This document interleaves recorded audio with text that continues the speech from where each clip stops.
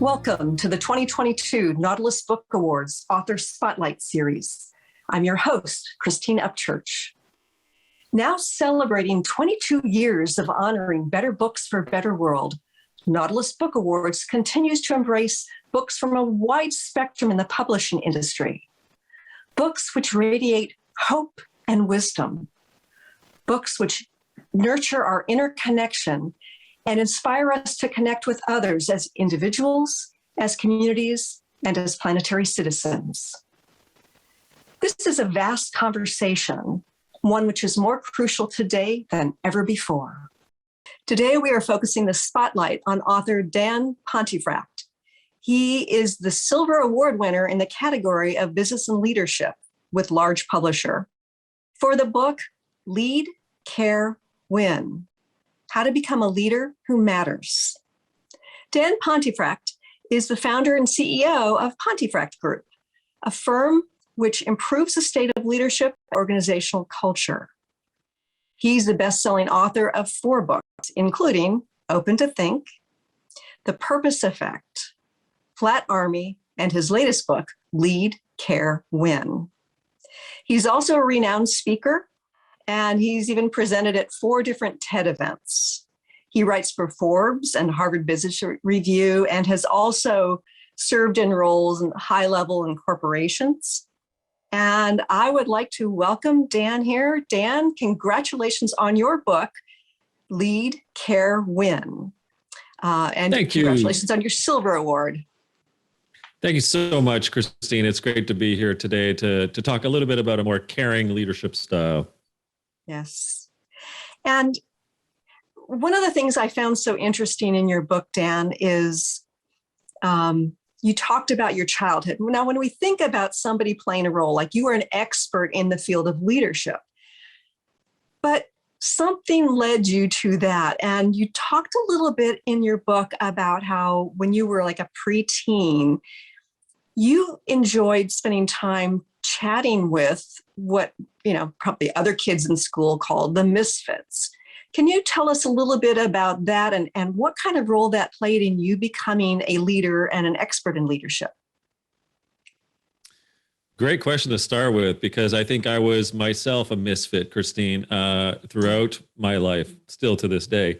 So in those days, I suppose, right, I always thought of myself as an empath, and maybe I am still today, and that is taking care and concern for the kids that might be excluded. So, if we're playing basketball or road hockey or, hide and seek, I never really enjoyed when that last kid wasn't picked. And who was that last kid? And I'd always be that, individual to go over and say, hey, it's okay. You're on my team. We're going to win, or whatever the case may be. So I always had a thoughtful heart towards those. And so in the book, I think I detail a couple stories. One, a kid named Tim. And Tim was kind of a little bit of a loner, kind of a little bit of a kid that was both maybe you might say malnourished mentally, like he had some issues. But, I always wanted to feel that he felt that there was something more than just people picking on him. And so I would occasionally, more often than not, kind of walk home with him as in grade 4 and 5 and 6 and 7 and listen to his version of life and his stories and, what he was experiencing, and really try to be a bit of a supporting friend through those walks, but also learn. And I think that's partially why I did that, is to be embracing of the moment, help the kid out, feel like a human being, but also learn. And so it tapped into my own curiosity. So what kind of role did that play in your development, becoming an organizational leader and expert in leadership? Well, I know about expert, but maybe that's the Canadian in me, Christine. I guess I'm just an observer of humanity, of people, and whether that's the good, the not so good, or the extremely terrible, I think we all have to learn and to take and inculcate in the way in which we operate as human beings. And I think that's the key phrase. I mean, in any of my roles, whether that is as a dad, as a husband, a brother, executive in an organization, I think human being is where we need to start. So when I think of Tim as a 8, 9, 10, 11-year-old walking home, when I think of other kids back in my day, and when we had that chance to kind of learn from those individuals, like I take that forward into my life and being that human being and all the different instances and incarnations of who you are as you make that journey, as we know from First Nations, as we're all on a path to the waterfall. So as that path meanders, how do you want to be known when you get to the waterfall, and to present yourself in the best form possible as that human being? It's beautiful. So I know what an effort, what a birthing it is to write a book. And you had written 3 other bestsellers, and you chose to write yet another. What inspired you to write this book, Lead, Care, Win? Well, first, I'd be remiss if I didn't agree with you, because I can't agree with you because I've never given birth. But my wife will tell you, having given birth to 3 children, that the two are incomparable. So I'm gonna side with my wife, Denise, on this one first. But if we take it a notch lower and say, yeah, it's a different type of birth. Yeah. I did it because I want to stay married to Denise. So I'm out of her hair when I'm in the writing process. I'm not bugging her. So it's self-preservation for our marriage, first and foremost. But secondly, I'm pretty curious individual. And so I also, when I get into the writing mode, of which I'm in one right now, if you can believe it, I'm masochistically writing book number 5. But nonetheless, for Lead, Care, Win, it was kind of like, all right, like, what is going on out there that is making so many individuals and team members and contributors and so forth feeling miserable? And more often than not, we've heard the adage, Christine, people don't leave companies, they leave their boss. And so what is it that, quote, the boss need to be doing a little bit differently, perhaps in a more engaging, humanistic, benevolent way that creates relationships and rapport and understanding, and ultimately, as you see from the title, care. And so to end with kind of this particular question, I work backwards often, and I kind of do Fibonacci sequences with book titles and subtitles. So in this particular case, I was thinking, well, leaders want to win. So if you want to win, don't you want to provide more care in your leadership? So as much as I titled the book Lead, Care, Win, it's actually in reverse what I'm trying to do with some sort of, I don't know, like reverse psychology. You want to win? Care about your leadership, and that's how you'll do it right. So how do you define winning within the context of these sorts of roles? Great question, Christine. And again, let's not kid ourselves. I mean, I've been around the block. I'm a certain vintage of red wine, so to say, passing the age of 50 now. So I've seen a lot. I know enough what's going on in the organization as a former executive for like 20 years. And the kidding ourselves part is that there's a business to run. There's an organization to run. So targets have to be achieved. Goals are set and they've got to be met somehow. If you're a for-profit, publicly traded company, there's shareholders and analysts, and the cycle can get nauseating, but it's there. And I don't think I'm here to suggest that I'm here to change that, but what I am here to potentially get leaders to contemplate, whatever the situation is, not-for-profit, public sector, for-profit, is perhaps there's a more enduring way in which to achieve those goals and those targets and all the other pressures that are on an organization. Because, Christine, when you are that more empathic and caring and almost kind of like thinking about the human condition through those interactions and those exchanges with your people, well, at the end of the day, they end up feeling a lot better about themselves. Don't we want that as a sidebar? But therefore, they're going to feel really engaged, to do the right thing, to go above and beyond, to solve problems that perhaps might not have been solved if they were feeling disengaged or almost disenfranchised, right, from their place of work. So when that leader is all in terms of building rapport, relationship, caring, ultimately, there are some wonderful benefits to the business But more importantly, arguably, and maybe this is where my heart is on my sleeve, you're doing the right thing as a human being, caring more about that human being in their own pursuit, of life excellence.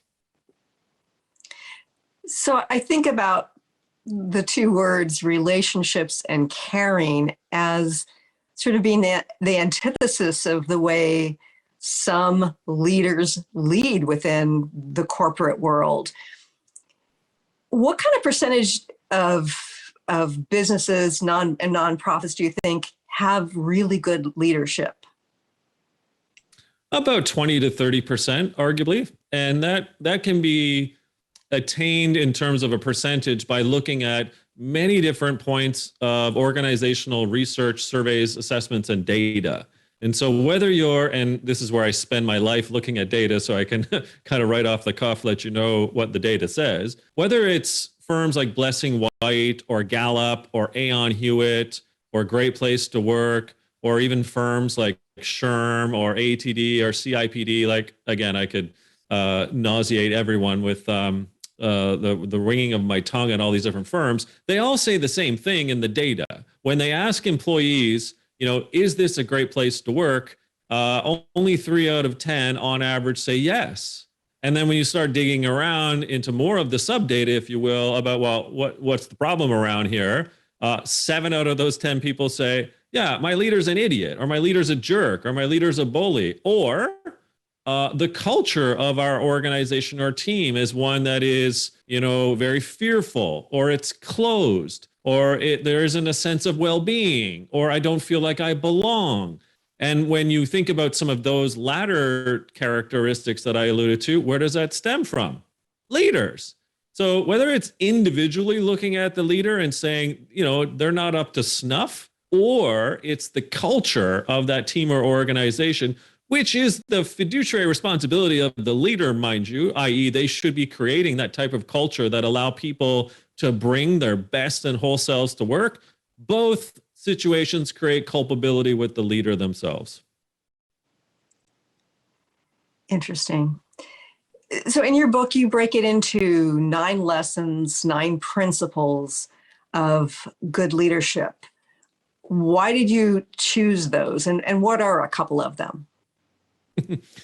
Lovely. I don't know how I got to 9, but it just felt like as I was doing my own research, again, don't forget, Christine, I come from being formerly a chief learning officer, formerly a chief envisioner at, rather large multi-billion-dollar revenue companies like SAP and TELUS. So I've been in the so-called trenches of leadership change, of culture change, of evicting folks when they're not really up to snuff, but also developing people and seeing greatness when leaders aspire to changing their ways.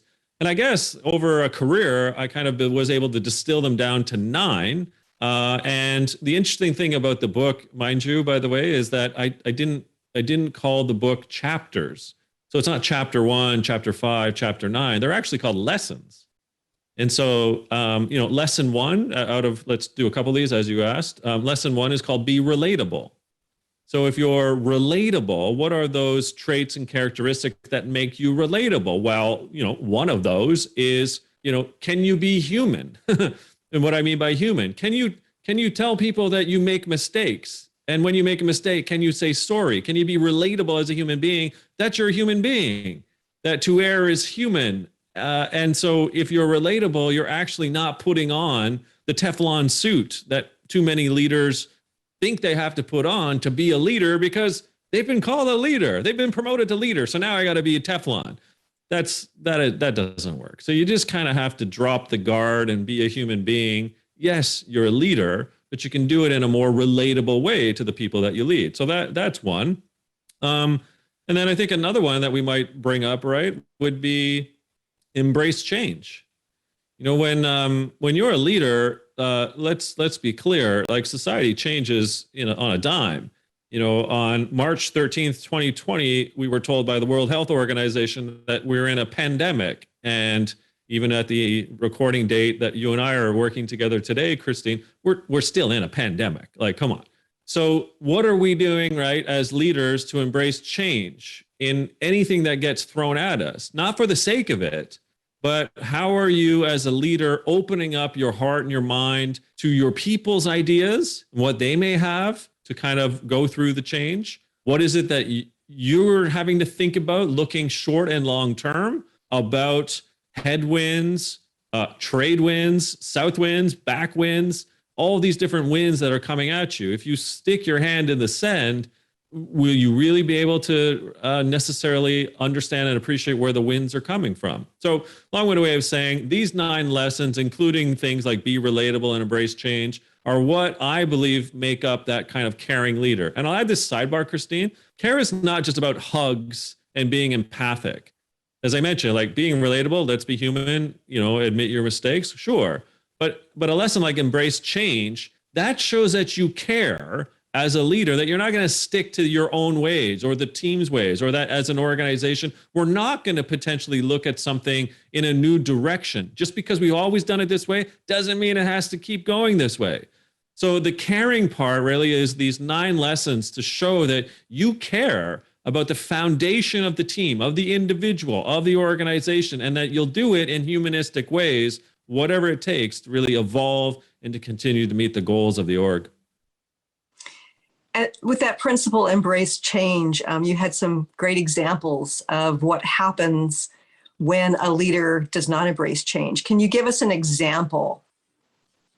Well, I mean, one of them, quite honestly, is kind of alluding to the fact that if you stick to what it is that got us here, it'll never get you to where you might need to go as an organization. So again, like back to the point, if it's not broken, should you fix it? And my argument is, as a leader who cares, you've got your kind of antennae up in a good portion amount of your time, looking out and asking your team, well, what might we do differently? What do you think? And that goes into things like coaching and mentoring and feedback loops, ultimately, right? To get kind of that feedback. But I think, where we're getting at with embrace change as one of those principal caring type of leaders is that you're not afraid. And when you show that you're afraid to change, what happens with the team? The team looks at you and says, okay, well, why would I be here? Because again, team members do want to evolve. They do want to develop themselves. They do want to see things differently. That's part of the human condition. So if you've got your head in the sand as a leader, you're basically checking out on the team whom ultimately want to do something different, not for the sake of difference, but for the sake of development and growth and, ultimately curiosity and learning.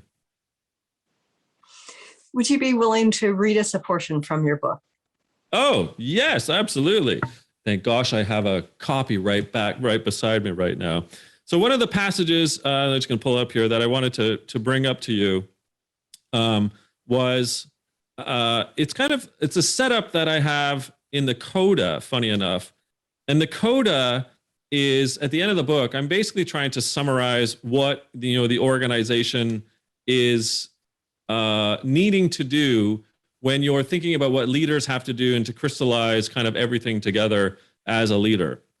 And so the setup, I won't read a heck of a lot of this, but the setup is, I asked my wife, Denise, if I could fly to New Orleans because I'd never been to New Orleans and I was looking for inspiration for another book.